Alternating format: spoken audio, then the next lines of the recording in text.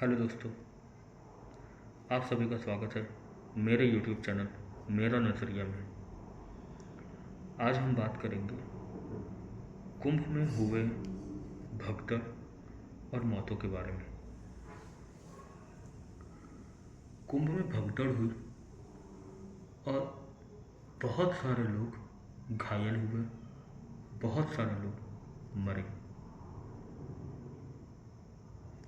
कितने घायल हुए, कितने मरे, इस बात की अभी तक किसी को भी कुछ भी पूरा पता नहीं है। सवाल है क्यों? तो जवाब ये है कि सरकार नहीं चाहती कि उसकी नाकामी लोगों को दिखे।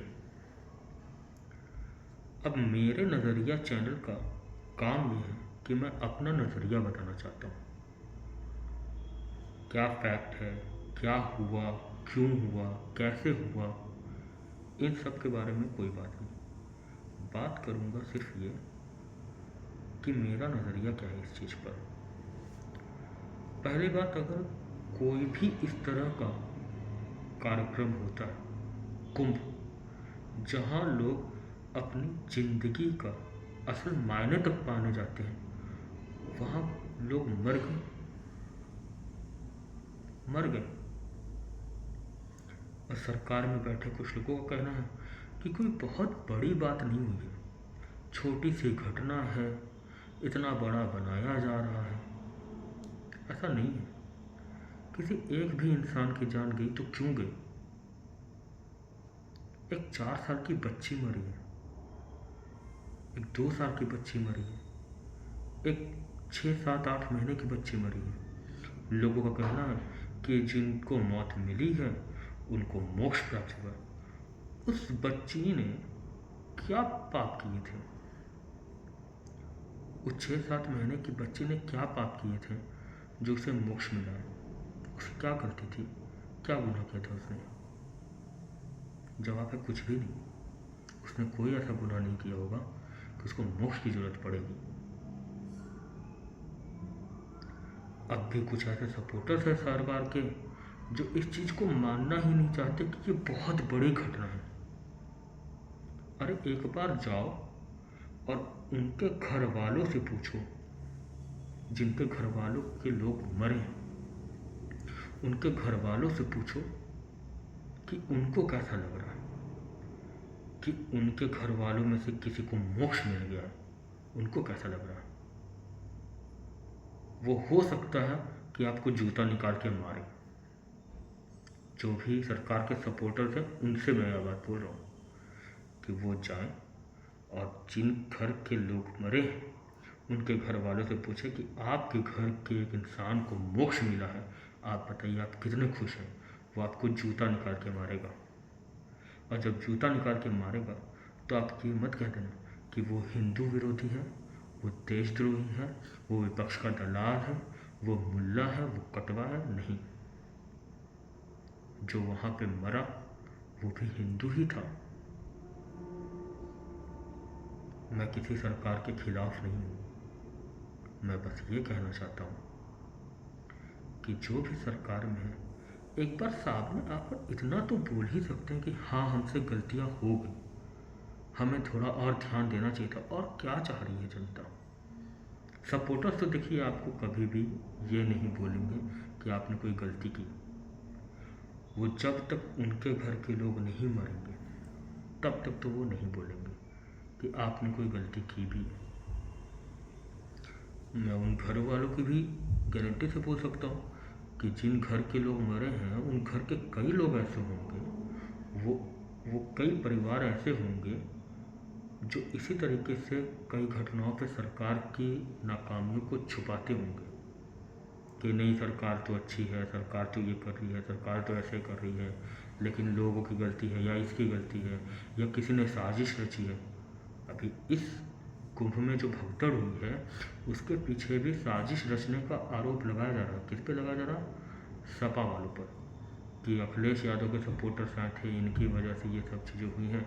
बाद में पता चल गया कि नहीं, कुछ उनके सपोर्टर्स हैं लेकिन वो पुरानी वीडियोज़ हैं, भगदड़ वाले दिन की नहीं है, वो पता चल गया। तो किसी पे आरोप लगाया ही नहीं जा सकता, ना किसी दूसरे विपक्ष के लोगों पे, ना मुसलमानों पर भी नहीं लगाया जा सकता आरोप, क्योंकि आपने पहले ही बोल दिया कि हमारे यहाँ मत आओ, हमारी जगह पर मत आओ, तुम मुसलमान नहीं गए। अब मुसलमान नहीं गए, इतना सारा बड़ा कांड हो गया, मुसलमानों के ऊपर कुछ डाला नहीं जा सकता, सरकार समझ गई इसमें डाला नहीं जा सकता, तो क्या करना है, तो इस काम करो कि लाशें छुपा दो, लाशें फेंक दो, गायब कर दो। एक औरत तक का बयान आया, खुद उसका बयान आया कि मैं बेहोश पड़ी थी, मेरी सांसें चल रही थी और मैंने पुलिस वालों को ये बोलते हुए सुना तक है कि अरे ये सब मर गए, इन सबको फेंक दो। क्यों भाई, क्यों फेंक दो? अरे कम से कम उनके घर वालों को उनकी लाशें तो दे दो, कम से कम वो अंतिम संस्कार तो कर दें। जनता की गलती है ये तो मीडिया वाले मिलकर डाल ही देंगे, सरकार को तो बचा ही लेंगे, तो लाशें तो कम से कम दे दो। लाशें भी नहीं देनी है आपको।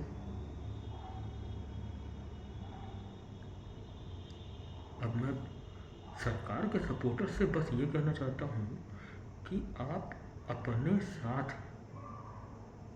किसी दुर्घटना का इंतज़ार मत करिए। बहुत अच्छी बात है कि आप किसी एक सरकार को सपोर्ट करते हैं, बहुत अच्छी बात है कि आप किसी सरकार को चाहते हैं, लेकिन ये याद रखिएगा कि जो मरे हैं वो आप जैसे ही आम इंसान थे, आप जैसे ही हिंदू थे। वो भी हिंदू राष्ट्र, मोदी योगी चिल्लाते होंगे, जय श्री राम बोलते होंगे, वो भी, तो वो जो मरे हैं वो भी हिंदू ही थे।